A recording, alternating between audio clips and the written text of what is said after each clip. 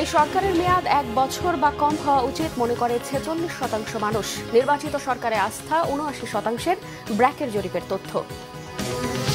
মামলা শেষ হলেই দেশে ফিরবেন তারেক রহমান। লন্ডন থেকে ফিরে জানালেন মির্জা ফখরুল, বললেন ন্যূনতম সংস্কার শেষে নির্বাচন চায় বিএনপি। র্যাবের বিরুদ্ধে গুম খুনের অভিযোগ স্বীকার করলেন মহাপরিচালক। ভুক্তভোগীদের কাছে ক্ষমা প্রার্থনা।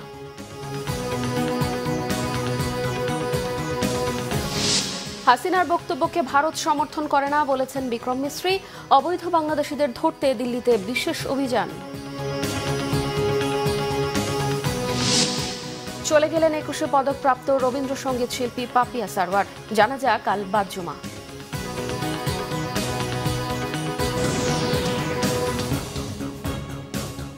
দেখছিলেন ক্রাউন 7 সংবাদ শিরোনাম। এবারে বিস্তারিত। দেশের 46% মানুষ মনে করে এই সরকারের মেয়াদ 1 বছর বা কম হওয়া উচিত, এমন তথ্য জানিয়েছে গবেষণা সংস্থা বিআইজিডি।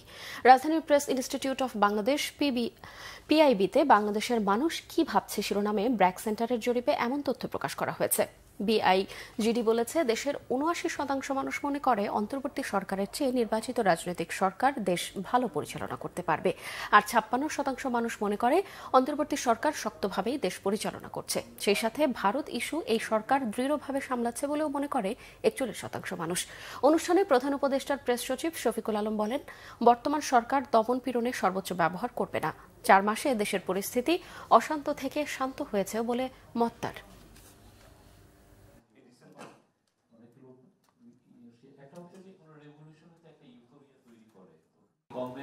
আগের গভর্নমেন্ট মতো ব্রুটালি স্ট্রিট ক্র্যাকডাউনে যাবে না। আমি ইচ্ছা করলেও তো যে লোককে এসে 20,000 লোক নিয়ে রাস্তায় নামছে, আমি ইচ্ছা করলেও তাকে টিয়ার গ্যাস মারতে পারছি না, বা তাকে আমি গুলি করতে পারছি না তাকে ডিসপার্স করার জন্য, যেটা আগে করানো হতো। তৈরি হচ্ছে সেই জায়গা থেকে এই গভর্নমেন্টের উপর আপনি খুব হাই এক্সপেকটেশনটা হঠাৎ করে আপনার এক্সপেকটেশনটা আপনার ম্যানেজ করতে হচ্ছে। এই গভর্নমেন্টের অনেক অনেক জিনিসগুলো মানে এক্সপ্লেনও করা যায় না, যে আমি কিভাবে আপনাকে এক্সপ্লেন করব। বিএনপির মহাসচিব মির্জা ফখরুল ইসলাম আলমগীর জানিয়েছেন, মামলা শেষ হলেই দলের ভারপ্রাপ্ত চেয়ারম্যান তারেক রহমান দেশে ফিরবেন। 11 দিন যুক্তরাজ্য সফর শেষে দুপুর 12:30টায় হযরত শাহজালাল আন্তর্জাতিক বিমানবন্দরে অবতরণ করেন বিএনপি মহাসচিব। এরপর সাংবাদিকদের মির্জা ফখরুল বলেন, অন্তর্বর্তী সরকারকে ব্যর্থ করার চেষ্টা করছে বাংলাদেশের রাজনৈতিক দল। একজন উপদেষ্টার এমন বক্তব্য রাজনীতি বিরোধী। ন্যূনতম সংস্কার শেষ করেই নির্বাচন চায় বিএনপি। একই সাথে ভারতের সাথে আলাপ আলোচনার মাধ্যমে সম্পর্ক উন্নয়নের তাগিদও দেন তিনি। জানান, পরবর্তী পরিস্থিতিতে নেতাকর্মীদের ধৈর্য ধরারও আহ্বান জানিয়েছেন বিএনপির ভারপ্রাপ্ত চেয়ারম্যান তারেক রহমান।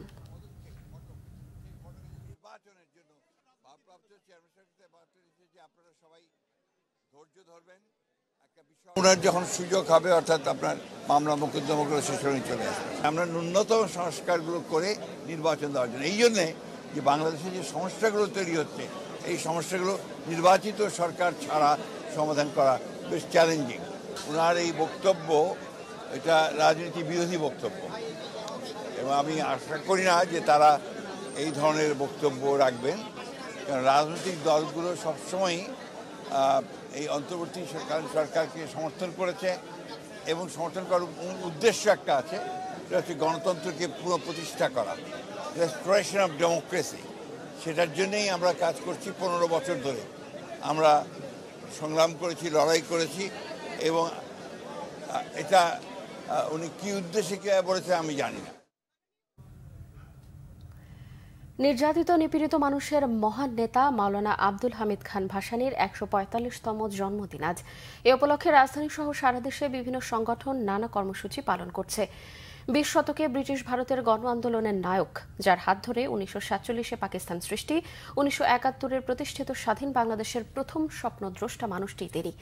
এই দিনে 1880 সালের 12 ডিসেম্বর সিরাজগঞ্জের ধানগড়া পল্লীতে জন্মগ্রহণ করেন এই নেতা। 1919 সালে কংগ্রেসে যোগদানের পর খেলাফত আন্দোলন ও অসহযোগ আন্দোলনে অংশগ্রহণ করে 10 মাস কারাভোগ করেন। 1926 সালে আসামে তার হাত ধরেই প্রথম কৃষক প্রজা আন্দোলনের সূত্রপাত হয়। 1929 সালে আসামের ধুবড়ী জেলায় ব্রহ্মপুত্র নদের ভাসানচরে প্রথম কৃষক সম্মেলন করেন। এরপর থেকে তার নামের শেষে ভাসানী যুক্ত হয়। 1954 সালের নির্বাচনে যুক্তফ্রন্ট গঠনকারী প্রধান নেতাদের মধ্যে অন্যতম ছিলেন তিনি। 1964, 65 এবং 68 সালের আন্দোলন এবং 1969 সালের গণ অভ্যুত্থানে গুরুত্বপূর্ণ ভূমিকা পালন করেন। 1971 সালে মহান মুক্তিযুদ্ধ শুরু হলে মাওলানা ভাসানী ভারতে চলে যান এবং প্রবাসী বাংলাদেশ সরকারের উপদেষ্টা মণ্ডলীর সভাপতি হন।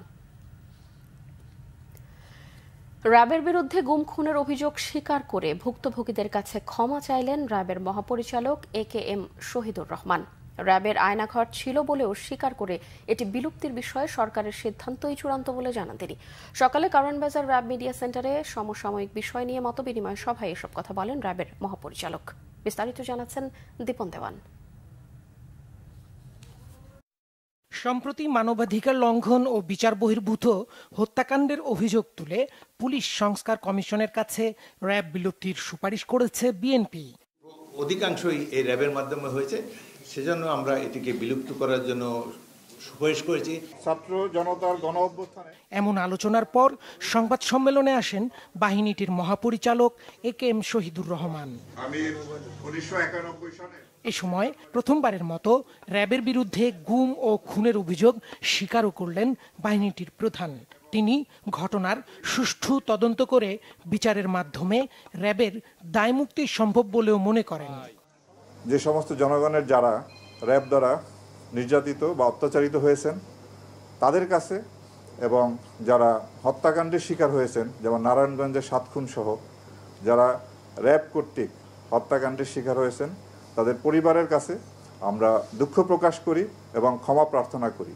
আমরা এই দায় থেকে মুক্ত হতে পারবো না, কেবলমাত্র সুষ্ঠু তদন্ত এবং বিচারের মাধ্যমেই আমরা দায় মুক্ত হতে চাই। তা আমি আপনাদের মাধ্যমে আবারও যারা র্যাবের কারণে ক্ষতিগ্রস্ত হয়েছেন, নির্যাতিত হয়েছেন, তাদের পরিবারের কাছে এবং তাদের কাছে আমরা আবারও দুঃখ প্রকাশ এবং ক্ষমা প্রার্থনা করছি। এ সময় র্যাবের শতাধিক আয়নাঘরের কথাও স্বীকার করেন মহাপরিচালক। বলেন, এ বাহিনীর কেউ আইন হাতে তুলে নিলে ব্যবস্থা নেওয়া হবে। জানান, এ পর্যন্ত 58 কর্মকর্তা সহ 4000-এর বেশি র্যাব সদস্যকে শাস্তির আওতায় আনা হয়েছে। র্যাব বিলুপ্তির বিষয়ে আমি র্যাবে কর্মরত আছি। আমরা যতদিন দায়িত্বে পালন করব, র্যাবের আমাদের যে দায়িত্ব, সেই দায়িত্ব আমরা নিষ্ঠার সঙ্গে, আন্তরিকতার সঙ্গে পালন করব এবং এ ব্যাপারে সরকার যে সিদ্ধান্ত গ্রহণ করবে সেটাই শিরোধার্য। সরকারের সিদ্ধান্তের অপেক্ষা আমরা থাকব। র্যাবে যে আয়নাঘরের যে বিষয়টা এসেছে সেটা আপনার এটা তো ছিল, আছে, এবং কমিশন আমাদেরকে নির্দেশ দিয়েছেন যে যা অবস্থায় আছে ওই অবস্থায় রাখার জন্য, কোথাও এখন কোনো রকম যেন কোনো পরিবর্তন না করা হয়। এর আগে জনতার বিরুদ্ধে অবস্থান নেয় দুঃখ ও ক্ষমা চেয়েছিলেন পুলিশ মহাপরিদর্শকও। দীপন দেওয়ান, বাংলা ভিশন, ঢাকা।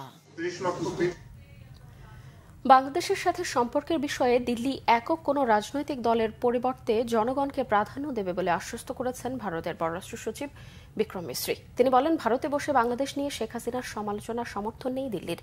বুধবার নয়াদিল্লিতে পার্লামেন্টের অ্যানেক্স ভবনে বিরোধী দলীয় এমপি শশী থারুর নেতৃত্বাধীন পররাষ্ট্র মন্ত্রণালয় বিষয়ক সংসদীয় স্থায়ী কমিটির বৈঠকে বাংলাদেশ সফরের বিস্তারিত তুলে ধরা হয়েছে। 2.5 ঘণ্টারও বেশি সময় ধরে চলা বৈঠকে এমপিদের বিভিন্ন প্রশ্নের উত্তর দেন ভারতের পররাষ্ট্র সচিব বিক্রম মিশ্রি। ভারতে বসে শেখ হাসিনার রাজনৈতিক কার্যক্রম আর বাংলাদেশের সংখ্যালঘুদের উপর নির্যাতনের অভিযোগ নিয়ে কথা হয়েছে ওই বৈঠকে। মিশ্রি জানান, ভারতে বসে বাংলাদেশের অন্তর্বর্তী সরকার নিয়ে হাসিনার সমালোচনাকে সমর্থন করে না নরেন্দ্র মোদীর সরকার। এটি দুই দেশের সম্পর্কের একটি ছোট বাধা। তিনি বলেন, বাংলাদেশের সাথে সম্পর্ক কোনো একক রাজনৈতিক দল বা সরকারের মধ্যে সীমাবদ্ধ না রেখে জনগণের প্রতি মনোযোগ দিতে চায় ভারত।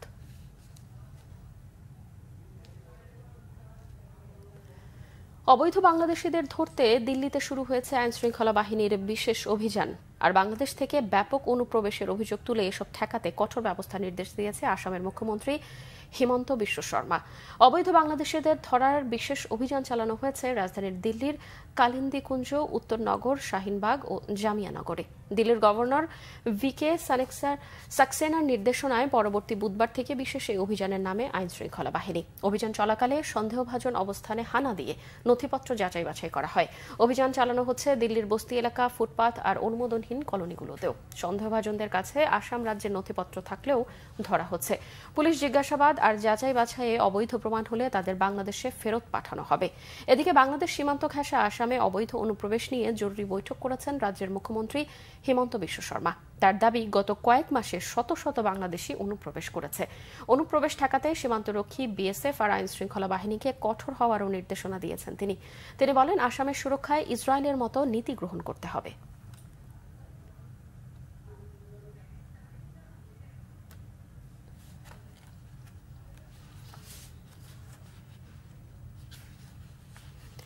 একুশে পদকপ্রাপ্ত রবীন্দ্রসঙ্গীত শিল্পী পাপিয়া সারওয়ার মারা গেছেন। আজ সকাল ৮টায় রাজধানীর একটি বেসরকারি হাসপাতালে তিনি শেষ নিঃশ্বাস ত্যাগ করেন। ইন্না লিল্লাহি ওয়া ইন্না ইলাইহি রাজিউন। খবরটি নিশ্চিত করেছেন পাপিয়া সারওয়ারের স্বামী সারওয়ার আলম। তিনি জানান, মরদেহ আজ বারডেমের হিমঘরে রাখা হবে। কাল জুমা নামাজের পর জানাজা শেষে বনানী কবরস্থানে দাফন করা হবে। কয়েক বছর ধরে ক্যান্সারে ভুগছিলেন তিনি। গত মাসে রাজধানীর বসুন্ধরা আবাসিক এলাকায় একটি হাসপাতালে চিকিৎসাধীন ছিলেন। সবশেষ তেজগাঁওয়ে একটি বেসরকারি হাসপাতালে ভর্তি করা হয় তাকে। তার বয়স হয়েছিল ৭২ বছর।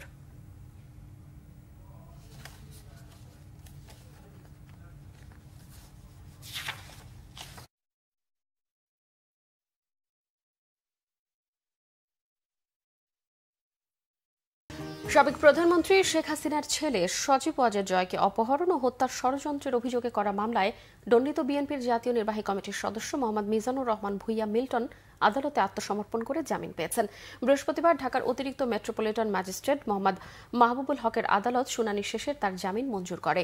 এর আগে সকালে মিল্টন বিচারিক আদালতে হাজির হন। এরপর তার আইনজীবী মোহাম্মদ মাসুদুর রহমানের মাধ্যমে আত্মসমর্পণ করে আপিলের শর্তে জামিন আবেদন করেন। শুনানি শেষে আদালত তার জামিন মঞ্জুর করে। ২০২৩ সালের ১৭ আগস্ট ঢাকায় অতিরিক্ত chief metropolitan magistrate Asaduzzaman Noor এই মামলার রায় ঘোষণা করেন। রায়ে সাংবাদিক শফিক রেহমান, দৈনিক আমার দেশ পত্রিকার সম্পাদক মাহমুদুর রহমান ও মিজানুর রহমান ভূঁইয়া মিল্টন সহ ৫ জনের ৭ বছরের কারাদণ্ডের আদেশ দেয় আদালত। পরে আবেদনের প্রেক্ষিতে গত ২২ সেপ্টেম্বর মিল্টনের সাজা ১ বছরের জন্য স্থগিত করা হয়। জামিনের আদেশের পর মিজানুর রহমান ভূঁইয়া মিল্টন দাবি করেন, হয়রানি করতেই তার বিরুদ্ধে মিথ্যে ও বানোয়াট মামলাটি করা হয়েছে।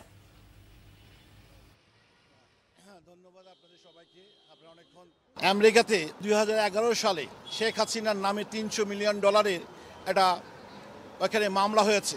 এই অনুসন্ধানে কিছু করতে গিয়া দেখলাম সাপ বের হয়ে আসলো। তাদের কোটি কোটি কোটি হাজার কোটি টাকার মামলা আমার হাতে এসে বলল, আমাকে ৯ বছর নির্বাসনে রেখেছিল।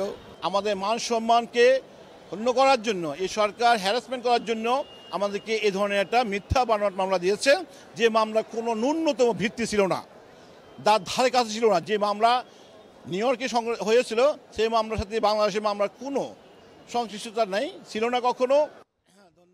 দর্শক, বাংলাদেশে আসা আইসিসি চ্যাম্পিয়ন্স ট্রফির প্রদর্শনী চলছে রাজধানীর বসুন্ধরা সিটিতে। আমরা এখন সরাসরি যুক্ত হচ্ছি আমাদের বিশেষ প্রতিনিধি মানিক মাহমুদের সঙ্গে। মানিক, ট্রফি দেখতে দর্শকদের উপস্থিতি কেমন দেখছেন এবং ট্রফিকে ঘিরে বিশেষ কোনো আয়োজন আছে কিনা?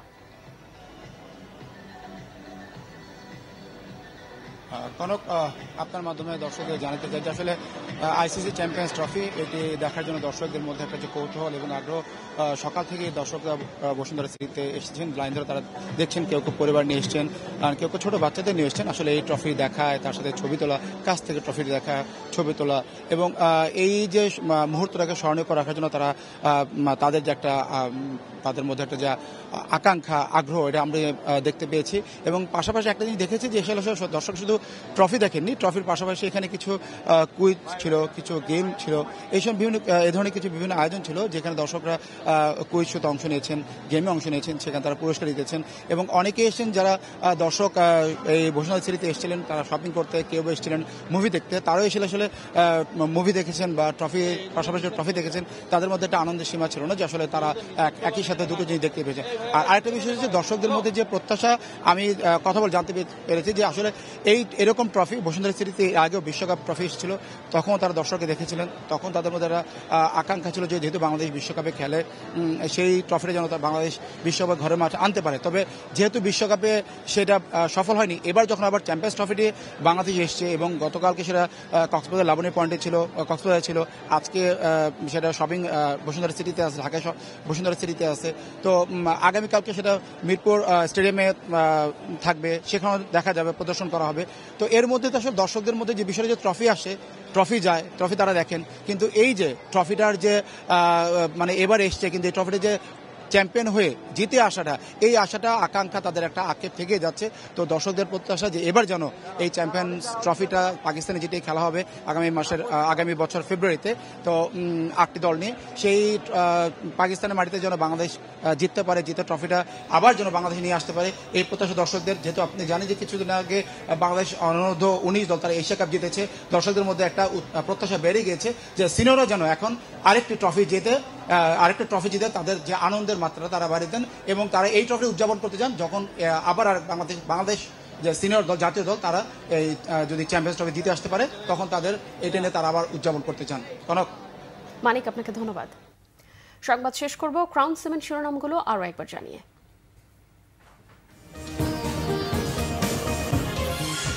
এই সরকারের মেয়াদ 1 বছর বা কম হওয়া উচিত মনে করে 46% মানুষ। নির্বাচিত সরকারে আস্থা 79%-এর ব্র্যাকের জরিপের তথ্য।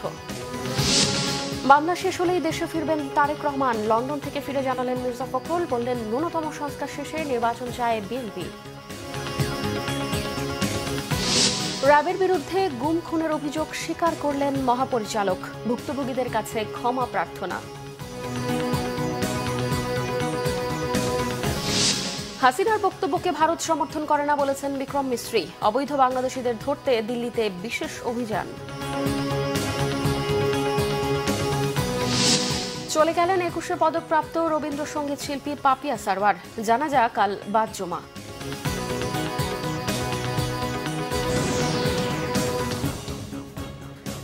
দর্শক, এই ছিল এখনকার মতো। পরের সংবাদ বিকেল 4টায়। এর আগে দুপুর 3টায় রয়েছে নিউজ টপ 10 দেখার আমন্ত্রণ রইল। এছাড়াও বাংলা ভিশন সংবাদ ও সংবাদ সংশ্লিষ্ট অনুষ্ঠান দেখতে ভিজিট করুন www.bbnews24.com ও facebook.com/banglavisionnews-এ এবং সাবস্ক্রাইব করুন youtube.com/banglavisionnews-এ। এতক্ষণ সঙ্গে থাকায় ধন্যবাদ সবাইকে।